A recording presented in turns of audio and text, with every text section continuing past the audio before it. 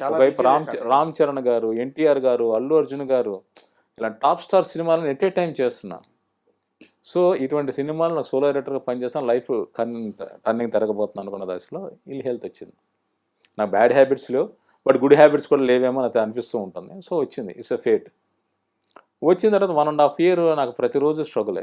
రేపు నాకు ఉంటుందో లేదో తెలియదు, నేను బతుకుతానో లేదో తెలియదు. అటువంటి పరిస్థితుల్లో కూడా పనిచేస్తూ నేను సర్వైవ్ అయ్యాను. టోటల్ ఇండస్ట్రీ మొత్తం నాకు సపోర్ట్గా నిలిచింది.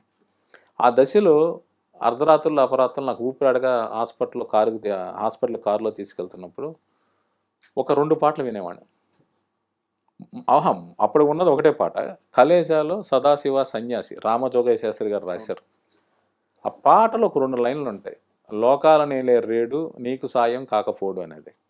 ఓకే, ఇది నేను దాటుతాను, ఈ 1.5 year ఈ చావు పోరాటం నుంచి బయటపడతాను, నా ఫ్యామిలీ రెస్పాన్స్ ఫుల్ఫిల్ చేసుకుంటాను అని ఒక ఇన్స్పిరేషన్ మోటివ్ సాంగ్గా అది నన్ను నిలబెట్టింది ఆ రోజు.